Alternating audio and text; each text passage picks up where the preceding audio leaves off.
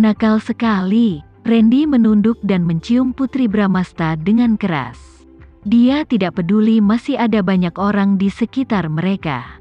Oh, tidak. Putri Bramasta sangat malu sehingga dia meninju punggungnya dengan tinjunya dan berpikir, apakah pria ini gila? Ada begitu banyak orang di sekitar kita. Bagaimana kamu bisa melakukan ini?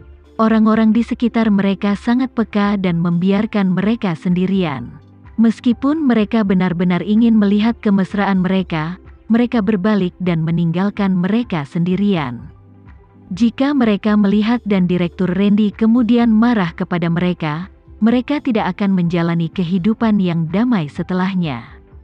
Ciuman Randy mendominasi dan penuh gairah, yang kontras dengan penampilannya yang tenang.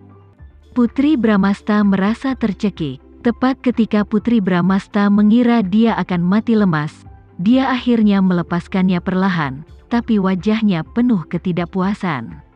Sudah lama sekali, dan kamu bahkan tidak tahu cara bernapas saat berciuman. Wajah Putri Bramasta yang halus dan cantik memerah.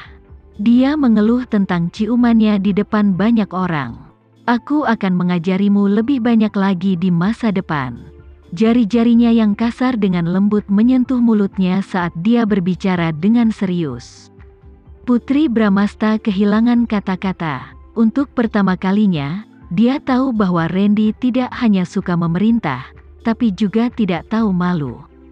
Kamu harus bekerja sama dengan baik dengan mereka. Hubungi aku jika kamu butuh sesuatu.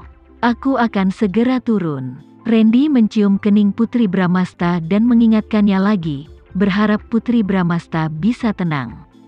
Meskipun dia tidak tinggal bersamanya sepanjang waktu, dia ada di dekatnya.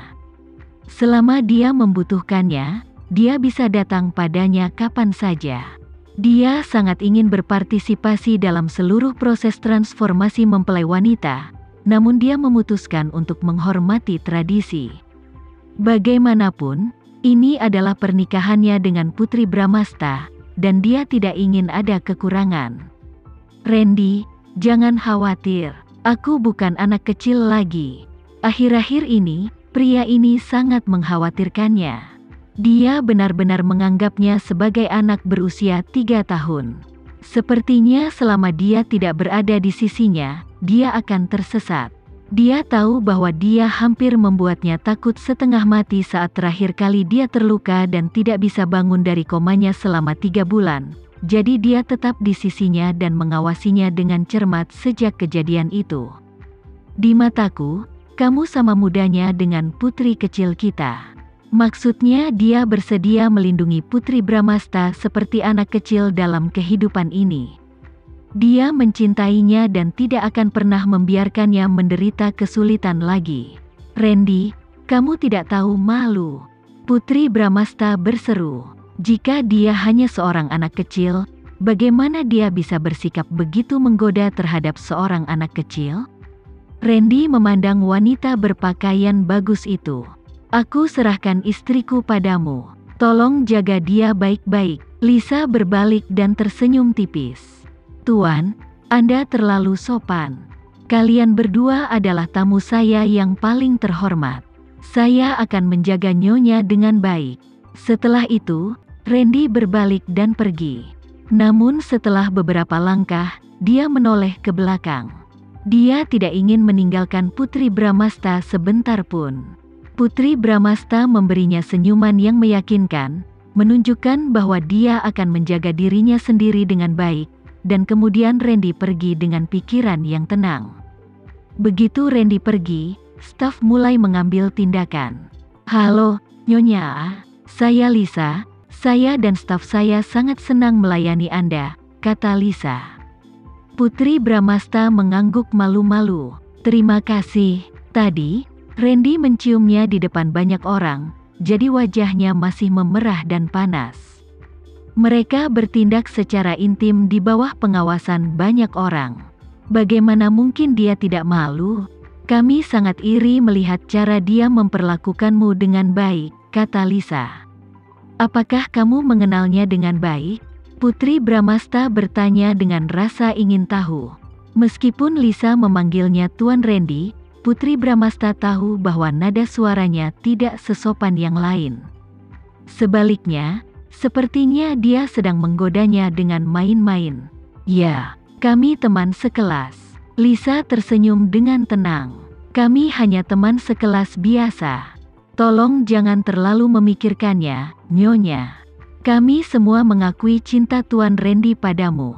Putri Bramasta tidak berkomentar lebih banyak, tapi dia hanya tersenyum malu-malu. Dia khawatir wanita cantik lainnya akan menarik perhatian Randy. Dia memarahi Randy lagi dan lagi di dalam hatinya.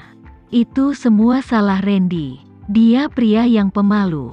Dia selalu berpakaian bagus dan bertingkah seperti pria terhormat di depan orang lain. Tapi sebenarnya, jauh di lubuk hatinya dia seperti binatang buas. "Nyonya, silakan ikut dengan saya. Kami akan mengenakan gaun pengantin Anda terlebih dahulu." Lisa membawa Putri Bramasta ke ruang ganti. Gaun pernikahan. Putri Bramasta kembali bingung. Dia masih belum tahu apa yang akan dilakukan Randy hari ini. Apakah Randy ingin menebus kita karena tidak ada foto pengantin yang diambil saat kita pertama kali menikah? Pikir Putri Bramasta. Ya, itu sangat mungkin. Tampaknya menjadi tempat yang bagus untuk mengambil foto pernikahan. Itu adalah tempat yang romantis dan indah. Jadi itu masuk akal bagi Putri Bramasta. Ketika mereka sampai di ruang ganti, Putri Bramasta melihat gaun pengantin tergantung di rak. Sekilas, dia tahu bahwa ini adalah gaun yang dia rancang untuk dirinya sendiri. Namun, itu tidak sepenuhnya merupakan rancangannya. Bagian gaun pengantinnya jauh lebih panjang dari desainnya, dan sepertinya panjangnya beberapa meter. Tidak hanya bagian roknya yang dimodifikasi, pola gaunnya juga mengalami perubahan. Bagian tepi roknya disulam dengan anggrek putih. Saat angin sepoi-sepoi bertiup, kelopak bunga berkibar lembut seperti kupu-kupu yang menari. Apakah ini versi upgrade dari Butterfly Love? Putri Bramasta bertanya-tanya. Putri Bramasta meyakinkan dirinya sendiri. Mungkin memang begitu. Bertahun-tahun yang lalu, dia mengenakan gaun Butterfly Love untuk menghadiri pesta makan malam. Pada akhirnya, karena Andi Andrean menyebabkan keributan, dia dan Randy berpisah secara buruk. Bertahun-tahun kemudian, dia membawanya ke Santorini di Laut Aegea untuk pemotretan pernikahan. Dia mungkin ingin menebus malam itu. Kepedulian Randy terhadapnya tulus dan sempurna. "Nyonya, bisakah kami membantu Anda dengan pakaian Anda?" Lisa bertanya dengan sopan. "Maaf atas masalah ini." Suara Lisa membawa Putri Bramasta kembali ke dunia nyata, dan kemudian dia tersenyum meminta maaf. Ketika staf membantu Putri Bramasta mengganti gaun pengantinnya, orang yang dia pikirkan adalah Randy. Randy mungkin akan mengganti pakaiannya untuk foto itu juga. Apa yang akan dia kenakan? Penampilan Randy begitu menarik hingga mampu menjungkirbalikkan dunia. Jika dia berdandan bagus, berapa banyak lagi orang yang akan dia tarik? Ketika Putri Bramasta memikirkan bagaimana orang lain juga bisa mengagumi penampilan Randy, dia merasa sedikit tidak nyaman dan ingin menyimpannya untuk dirinya sendiri saja. Dia akan menyimpannya di tempat yang hanya bisa dilihatnya, sehingga orang lain tidak punya kesempatan untuk menggodanya. Tiba-tiba, Putri Bramasta dikejutkan oleh gagasan yang ada di kepalanya. Ternyata dia juga mudah cemburu. Saat Randy berbicara sedikit lebih ramah terhadap Lisa, dia mulai berpikir berlebihan. Dia sering mengatakan bahwa Randy adalah orang yang pencemburu, tetapi dia tidak menyangka bahwa dia juga sama. Saat Putri Bramasta sedang tenggelam dalam pikirannya, staf telah membantunya mengenakan gaun pengantin dengan sempurna. Garis pinggang gaun itu menonjolkan pinggangnya dengan sempurna. Dia tidak pernah tahu kalau pinggangnya begitu kurus. Tentu saja, pinggang yang pas bukanlah highlight dari gaun pengantin tersebut. Rangkaian gaun pengantin yang panjangnya beberapa meter itu terbentang indah di tanah. Warnanya seputih salju dan mempesona. Putri Bramasta tertegun sejenak. "Nyonya, Anda terlihat sangat cantik. Pantas saja Direktur Randy sangat menyayangi Anda." Lisa menghela nafas dari lubuk hatinya.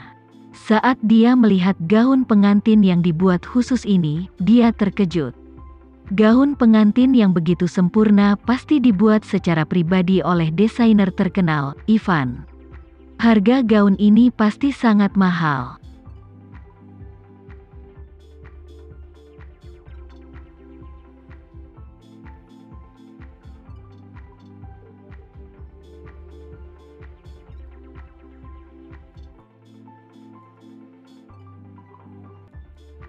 Sekian dulu ya video kali ini, kita lanjutkan lagi videonya di lain waktu. Oh iya, bagaimana menurut kalian? Semoga bisa sedikit menghibur kalian semua. Untuk teman-teman yang baru nonton, jangan lupa subscribe ya, hehehe. Dan kalau teman-teman ada yang ingin gabung langganan, bisa langsung gabung saja untuk dapat fitur yang menarik dan sedikit membantu Mimin. Terima kasih banyak sudah menonton, sampai jumpa lagi, bye.